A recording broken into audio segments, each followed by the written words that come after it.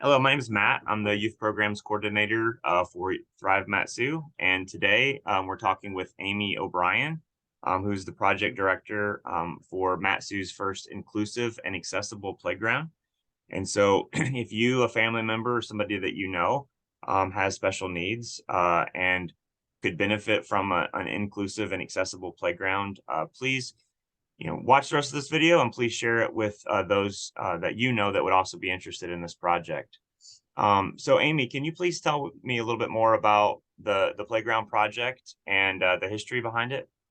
Yeah, so Palmer Family Church hosted an event called Night to Shine back in February, and it is sponsored by the Tim Tebow Foundation. It's a worldwide event, and it's a prom for people with special needs. So anybody over the age of 14 can come and celebrate and have a big party. And we had the best time doing it. Our volunteers were like, hands down, we'll do this every year. And the guests who came and their caregivers and parents were just beyond moved, and the feedback that we got was overwhelming. And so we had this event and we were reaching this community of people who are sometimes underrepresented in the Matsu. And so then we had the opportunity to rethink the outside space at Palmer Family Church, which is located off of Hemmer Road, so right kind of in town there.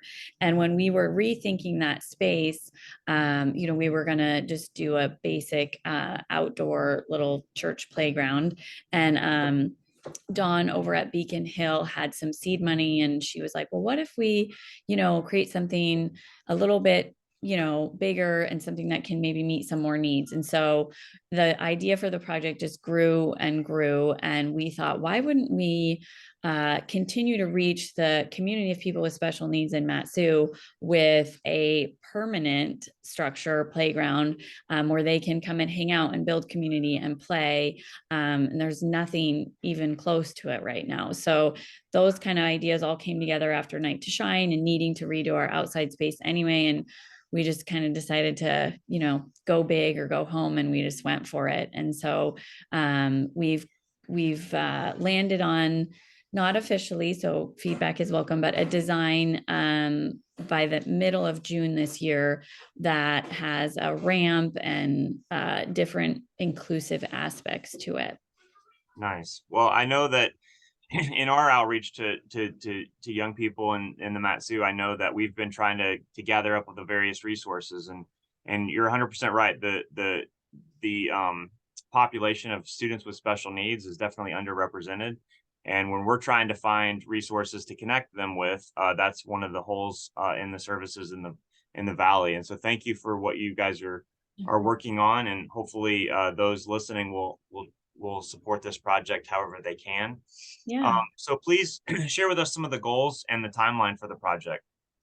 So we have submitted quite a few grants over the last few months, and we've had some individual gifts coming in from like local individuals, $5, $10, whatever anybody can give. And so the total project budget is about $650,000, and we've raised about $112,000 at this point, and that's come from Alaska Mental Health Trust Authority, Bishop's Attic, MEA, I'm trying to think, Elks Club, Rotary. There's been many local groups that have come up and said, we are on board with this project. How can we help?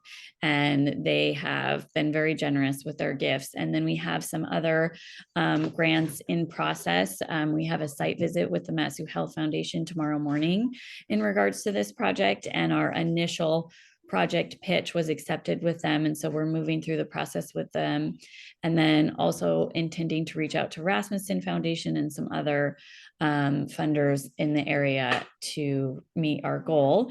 Ideally, we are able to secure funding by spring and place our order for the equipment in March, and then install the playground next summer. Great. Well, we definitely wish you the best for these grants, and we've submitted a lot of grants ourselves, so we know that process and how hopeful you guys are. And so let's just take a look at the project itself. Any features here you want to point out on this first image? Yeah. So what's the most exciting thing in my opinion. Well, there's actually many, I shouldn't even say that. So I'd like to point out the surfacing. So you'll notice kind of that blue and tan colored surfacing. It's a poured in place safety surfacing, and it's accessible and just very easy and safe for kids if they fall. There's not anything like that out here right now, and it's kind of the new way to do surfacing. It's ADA compliant, and then also that you'll notice there's a ramp there, and we wanted, in order for this playground to be considered inclusive, in our minds, one of the factors for that was that the coolest part of the playground for children would be accessible for anybody and everybody. Right. So that meant we had to find a way to get a ramp to access it. And it was kind of a process designing that. But it is by far, I think, one of the coolest things about it. And then I'd like to note, which you can't see in the images, but the playground itself, the entire area will be fenced. So that was something that we were very set on for children who might get overstimulated and run. And we've had some different feedback from different occupational therapists and special education teachers that it needed to be fenced in. So that's something else. We also have, you'll see there's a dome in the middle there that we've created some spaces like that for children who might get overstimulated and need somewhere to hang out. And there's that little playhouse to encourage imaginary play and interaction. And we've tried to group activities so that children of differing ability levels can play side by side. And you'll notice there's some kind of musical instruments and different climbers and things like that, the slides, all, again, providing those opportunity for kids of differing abilities to be able to work together. Right. And I can definitely understand from a parent's perspective, you know, having that fence so that your little ones aren't running off. Just to clarify, while it will be fenced, it'll still be open and accessible to the community, Yes, correct? correct. Yeah. So this is kind of a unique project in that way, where it is on private property, but there are no barriers at all to using this space. It is, I mean, the gate, there's no lock or anything. It's gated just for children's sake. But that So way, you don't have to be a member of the church or no. And connected we'll to the put, church. yes, Okay. exactly. We'll put signage out there. And what's nice about the church itself, which is also part of why we're doing this, is the church has many groups who use their facilities. Beacon Hill is housed there.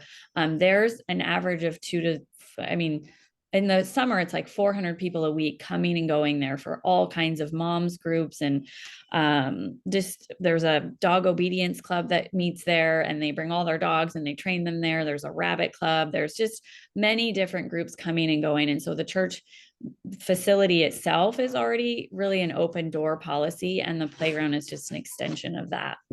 Nice. Well, I really appreciate the support that you guys are showing to our community. I'm looking forward to our community supporting this project and helping it get off the ground and continuing.